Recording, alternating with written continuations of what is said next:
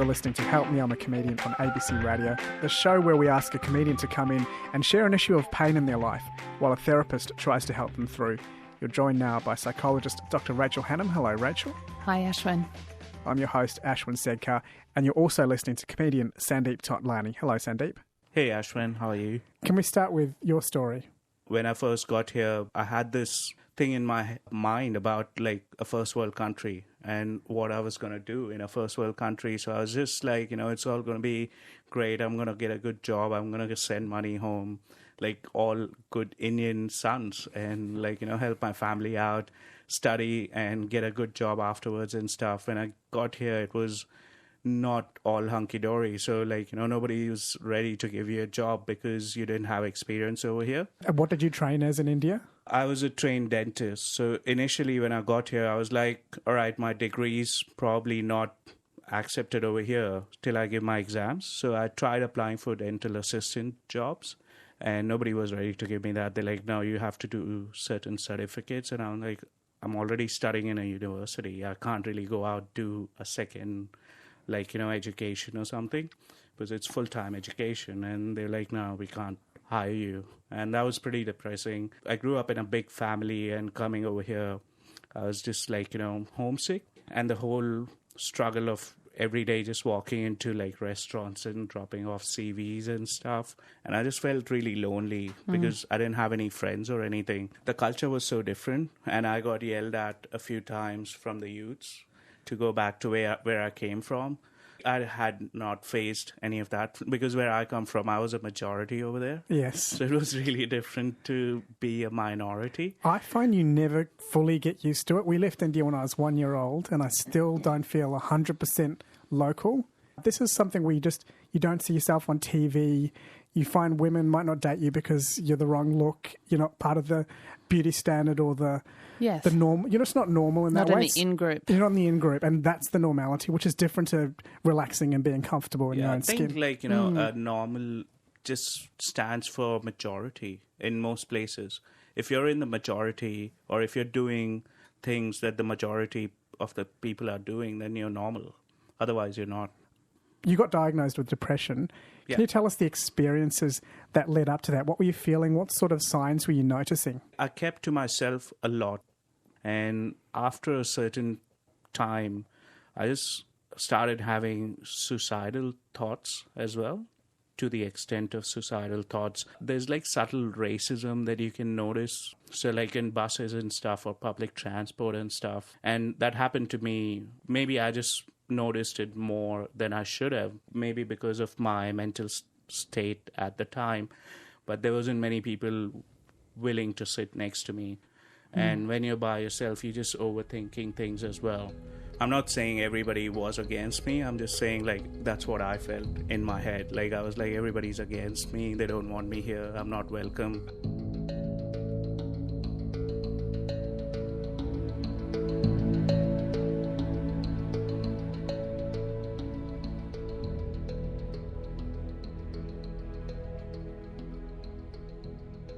I find you never fully get used to it. We left India when I was 1 year old, and I still don't feel 100% local.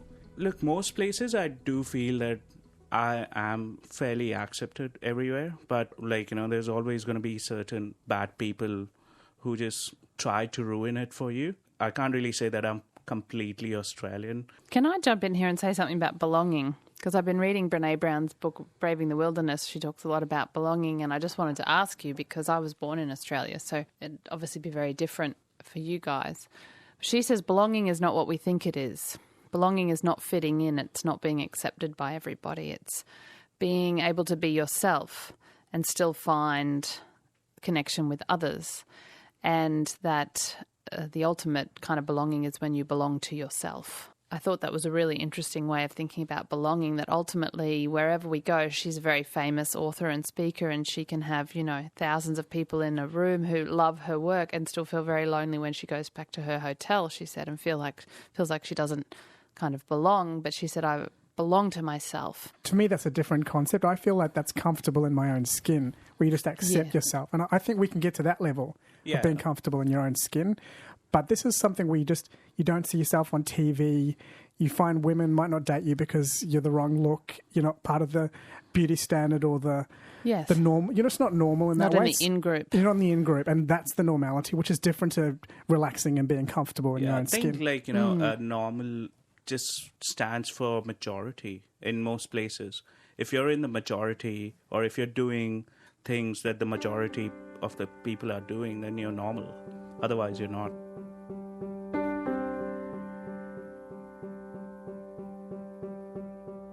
I did think that there was something wrong with me, like mentally. So I was like, I need to seek advice. So firstly, I went to a counselor. I saw a counselor in university, and they gave me like a questionnaire or something to fill up. And there was a certain score, and it was pretty high. And as an Indian, I would be pretty happy usually to get a high score in any test. Not on depression. Not on the depression test, Yes. though. So they were like, you need to seek urgent medical help.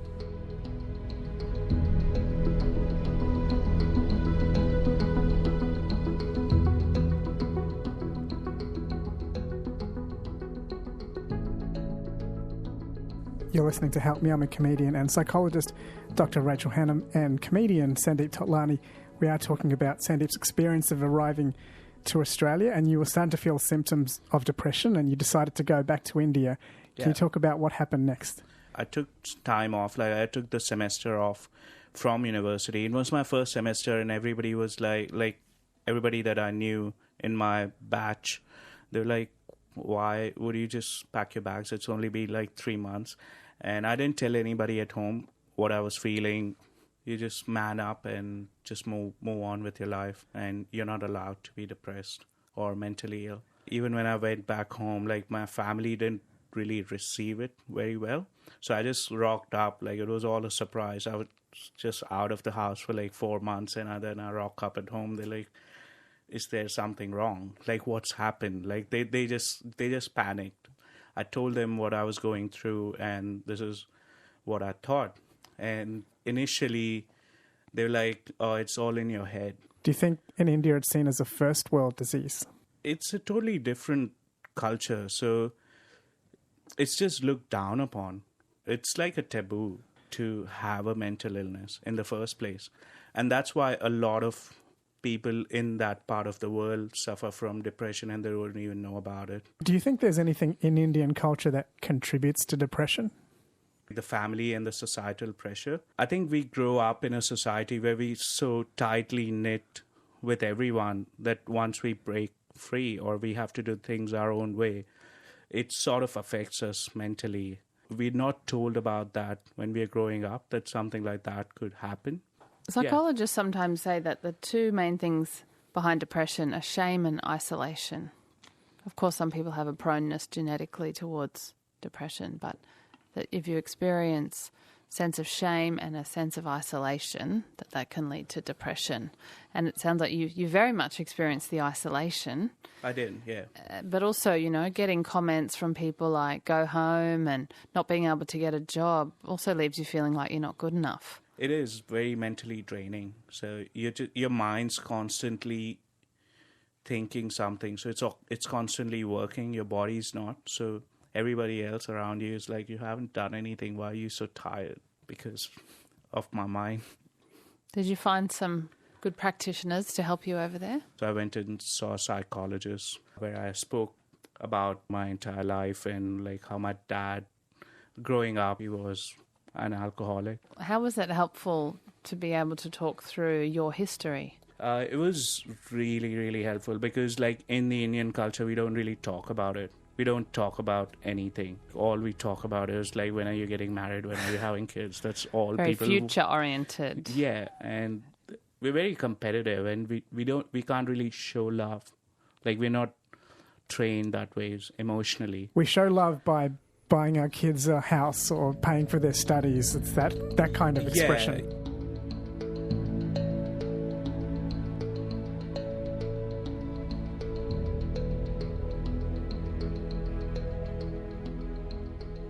My dad never really sat me down and said, I love you to me while I was growing up. And then he died. Like, he never said that.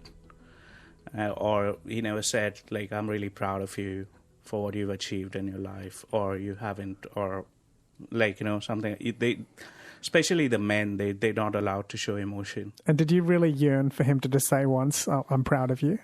Yes, when I was in my early 20s, I really, like late teens and early 20s, I really wanted my dad's approval.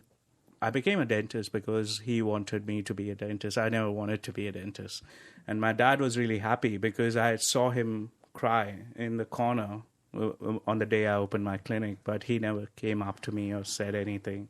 So I knew he loved me, but like it was just one of those things. You couldn't talk about it. He couldn't, no. He couldn't talk about it. No. Yeah. I tried to sit him down. I was like, do you really love me? Are you happy with what I've done? He's like, yeah, I'm happy. When I would ask him, he would say yes, but he would never really initiate. Yeah. What do you think is the impact of that style of parenting on Indian children? I think it makes you ready for everything in life. Like you're really tough while you grow up because the only approval you need is from your family and everybody else doesn't matter. So you turn out one or the other way. So you're either really bright and really good into studies or whatever your family's focused you into, or you're just a rebel. So I think there's no like middle ground. Like nobody says to you being average is okay. And most people are average in this world. Do you think it also makes you create two personalities, one for your family and one for the real you? Yeah, I think most Indians, no matter where they are from, like no matter where they're born, no matter where they live, they have two personalities. One's for home and one's for everywhere else. Can you tell us about the two Sandeeps? Yeah, so the Sandeep at home was very shy and he didn't really talk much. He was very respectful for his elders and stuff. The Sandeep outside was fun. We used to play cricket and stuff in the streets, and I broke a lot of windows, like glasses and stuff. When people came into my house, my dad wouldn't believe them that I could do something like this. He was like, oh, my son's like, he could never do anything wrong. He wanted you to be the perfect child. And that's what you sort of portray. So you go to the temple every week and with them sit in all the pujas or prayers that happen in the house and never really raise your voice against elders and respect them and stuff, so on and so forth, which is good. But then that's not the only thing that happens. Hey guys, how's it going? Good, it's good. My name is Sandeep Totlani, guys, and I'm from India. That's why you clap. Thank you. It's always good to get appreciated by white people for some reason. A part of me just thinks I've made it. And then I go back home to my wife and she's like, no sex for you tonight. And I'm like, yeah, reality. No, but I'm the guy who's really from India. I didn't move here when I was really small or something. My parents didn't move here and I wasn't born here and shit, so none of that pseudo shit, right? I'm taxi and tech support for you guys. I'm not that one brown friend each of you had while growing up for multicultural sake. Let's go be friends with Suresh. I'm not that guy. You're listening to Help Me I'm a Comedian with comedian guest Sandeep Totlani. I'm your host, Ashwin Segkar, and you're also joined by psychologist Dr Rachel Hannam. When you spoke to the psychiatrist about your depression, can you tell us some of the insights that you gathered about what caused it? The elements from my childhood that have been dormant over the years, like they just sort of crept up. Can you give us some examples? My dad was an alcoholic and he was abusive to my mom. So when we saw that as a kid, I couldn't really do anything and I really wish I could. Rachel, you've mentioned earlier that sometimes children feel powerless when they can't help a parent and they feel ashamed, and then Sandeep's arrived in Australia, he's feeling ashamed and being called things on the street. Do you think that shame can be triggered for very different reasons? Because I've worked with a lot of people who've had that situation where they've watched their mother being abused physically or verbally by their father. All report the same thing, which is feeling helpless, because the situation overwhelms their ability to cope. They want to do something. It's horrible to be in that situation and they want to help their mother, but they can't. Like, I just froze if there was anything like that. I was like, I don't know what to do. Like, I wanted to do something, but I just could not. And the brain chemical responsible for this, you probably know this, is cortisol is one of the main ones, right? So in the freeze response, in that kind of frozen fear, we've got a lot of adrenaline going, but we've got a lot of cortisol going as well. Cortisol is the passive stress hormone that kind of makes us stand very still, and when we don't know what to do, we are kind of frozen. Because we're cognitive creatures, we're narrative creatures, we can easily turn that into a story of, well, I'm not good enough, some version of that, I didn't help her. And then later on in life, in a very different situation, but we get that same huge surge of adrenaline and cortisol, and we feel overwhelmed in our ability to cope, and we feel helpless. I don't know what to do, and I don't know what to do equals I'm stupid. The psychologist asked my parents to come for one of the sessions, and they asked me to say how I felt about me growing up or my childhood and stuff.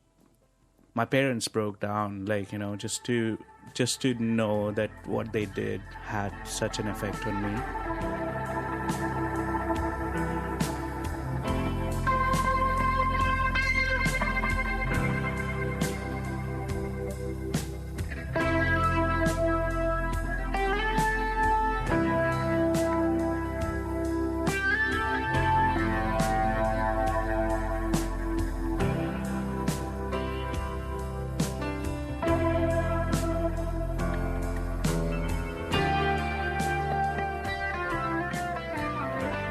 Is there anything we can do to identify shame within us and deal with it?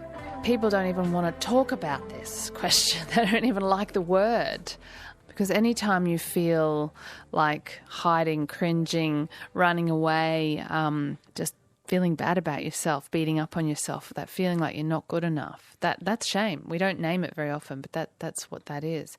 So it can feel like that warm wash, that feeling that washes over you. It can feel like, a knot in your stomach. Of course, it mixes in with anxiety and other feelings, but we can't get rid of it. All we can do is become resilient to this feeling and learn how to transform it into something else. Like guilt, that's a good tool that I often share with people. Like, if they feel bad about themselves, to ask, did I actually do anything wrong? Have I hurt anybody?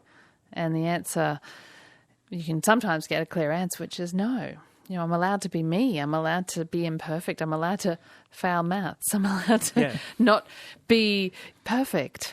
That's, I think, what therapy did for me, is that it just told me it's okay to have negative emotions, because they're emotions too. If I could take you back to that therapy session you mentioned earlier, where your parents were breaking down because they'd heard the impact that they'd had on you, can you shine a light on what they learned from that session?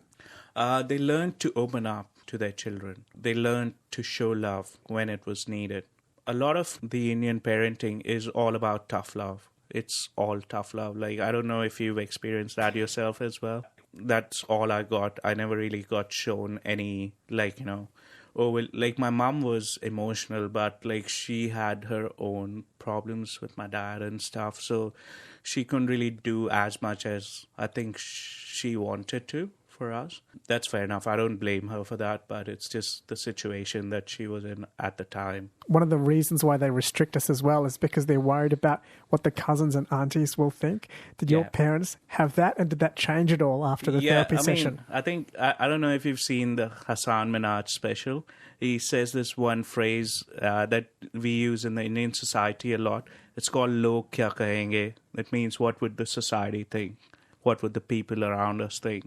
And the whole Indian society is governed by that phrase. So, every time there's anything that you do that is different from normal, it might not be wrong. It might just be something different. Like a girl wanting to wear boys' clothes 10 years ago, and people would just be like, "Log kya kahenge?" And that's just what would people think? And you can't do it just because the society would think negatively. That's one freeing element of leaving India and coming to Australia, is you are very free. And one of the things you've done that wouldn't have met the approval of a traditional Indian parent is start stand-up comedy. Can you tell us how you got into that and why? It was just I just did raw. I was on sit-downs waiting list for too long. at the sit-down comedy club in the city. And then I was like, I'll just participate in this National Raw competition, which I did. I was just ticking something off my bucket list. So I used to do these slam poetry things in university back in India. And all I did was just a funny one. So I never wrote anything very serious or anything about it. So it was all like, I never talked about like political issues or anything. It was all funny, like, just making fun of people like that were my friends and stuff. And people seemed to like it. So I was like, I just want to try stand-up comedy. And when I did that, I got wildcarded into the finals or something, and I was like, oh, I'm really good at this. Like, I didn't even prepare any material. All I was doing was talking about my experiences when I got to Australia from the train, like in the train from the airport to South Bank. Yeah, I remember I was there that night. Yeah. You got up on stage, and I remember thinking, this guy's so wild, he doesn't know what he's going to say up there. He's just going to pretty much make it up, and did not care if the audience liked you or not. You had no log yakaranga. You were just like, I'll just say whatever I want, whatever people think of me. It doesn't matter anymore. That's what I was there for, because I think that's the time I just came back from India, like after those therapy sessions as well. So I was like, all right, there's one life. Let's just do whatever you want to. And like, I was like, I'll just enter this competition, and I'll never do stand-up ever again. Like that's all I wanted to do. But then I started doing it, and then I started enjoying it. I started liking being on stage and having that power of changing people's emotions. That is an interesting way to put it, because some people like the expression of stand-up, the self-expression. You mentioned liking the power of it. Can you go into that a bit more? Explain what you enjoy about the power of stand-up. It's just that, like, for me, it's all about power. Like, if I'm on stage for 10 minutes, I control 70 people's emotions. And that's what keeps me going. Like, it's not about passion. It's not about money. Like, there's no money in stand-up at the moment. So yeah. It's never been about money. I just felt like I was nobody. And then when I'm on stage, I'm somebody to those 70 people. And I decide when you laugh and when you don't. I recently lost my job that I stole from one of you guys. It's fucked, eh? So I applied for another one because that's how jobs work. And I got a phone interview for the new job. And the interview over the phone, he asked me this. He was like, Sandeep, tell me something about yourself that's not on your resume. I was like, motherfucker, it's taken me 6 weeks to prepare that resume. And now you want to know something that's not on there? It's like, all right, I'm really poor. So I was like, I can fit 3 bananas in my mouth at the same time.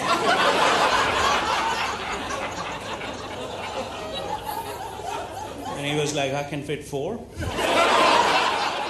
I don't like when people take the word power in a negative No. way. It's all in my head. Like, I'm not like, cursing people just for the fun of it. But it's just one of those things that I enjoy about stand-up comedy. And if I don't feel, the day I don't feel powerful enough on stage, I'm probably not going to do it ever again. That sense of having power in your own world is one of the key elements of mental health. Sounds like it's been really helpful for you, actually. It sounds like it has been. Yeah. Rachel, I like this concept. So power is important, control over our own lives. Yeah. Sounds like choice is important, we talked about earlier. Can you tell us some of the key things we really need in order to be mentally well? The cornerstones of our mental health come down to authenticity and attachment. But there's lots of words for authenticity. One word is choice, freedom. Another word is independence, power. These are all concepts for me around autonomy and authenticity. I get to be me and I get to have some power in my world. The other category of needs are attachment needs. So if I feel connected to other people, and that gives me a sense of support and safety, or a sense of belonging or community. So if those two categories of needs are, if I'm really missing one or both, then my mental health will suffer. But, once we get a sense of, I have some emotional support in my world, which is what you got from therapy by the sounds of it. Yeah, I did. As well as a sense of yourself, your genuine self.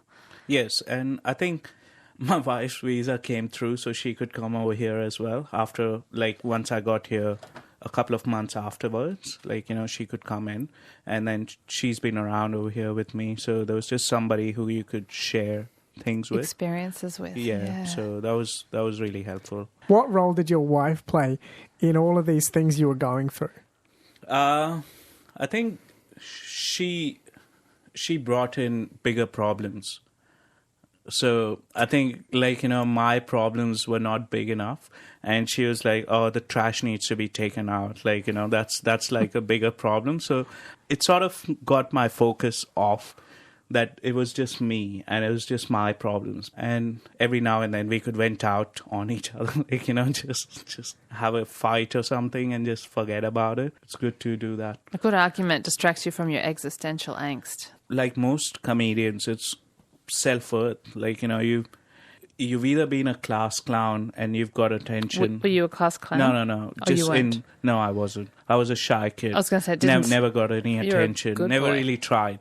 I was like, I'll sit in the corner. I'll have 2 friends. That's it for life. When I got into, like, college, like, I moved out of my house, and I was in this zone in my mind where I just wanted to prove my family wrong. And I just, for some reason, I don't think they thought that I was a loser or anything, but in my head, I just wanted to prove myself. Like, I was like, no, I'm going to prove myself. Like, I'm going to achieve something in life. So I started doing things out of my comfort zone, like hosting events and anchoring stuff. I was like, I never thought, like, I even took part in, like, dance competitions, like Bollywood dances. I never thought I would do that. I never saw myself doing that. And then, yeah, somehow I enjoyed being on stage. And then when I came here, I was like, I'll do stand-up comedy, like, just tick it off. Do you still feel like you're trying to prove yourself to anyone? I don't think so. It just gives me a sense of power, and that's just the adrenaline rush that happens, and it just keeps me going with stand-up. It was when I first started, like, I was trying to take the anger out from all the, like, subtle racism and everything that I was facing around me, all that I had to talk about. But I thought that it was good because I could talk about it and make people laugh. So convert that negative emotion into a positive one, which was really empowering for me. Sounds like you've transformed that. I can't remember the Indian words that mean, what would society think? It goes something like, log kya kahenge? And that means, like, what would people think, or what would the society say? So it feels like that fear doesn't control you nearly as much anymore. No, it doesn't. Transcended that quite a lot. Not at all. Not at all. No. Okay, and stand-up's helped you transcend that fear? Yeah, because you fail more often than you succeed in stand-up. And anybody who does that can agree with me. You bomb more often than you kill. So, like, that, like, you have to keep trying. You've been listening to Help Me, I'm a Comedian on ABC Radio with psychologist Dr Rachel Hannam. I'm your host, Ashwin Segkar, and you've also been joined by comedian Sandeep Totlani.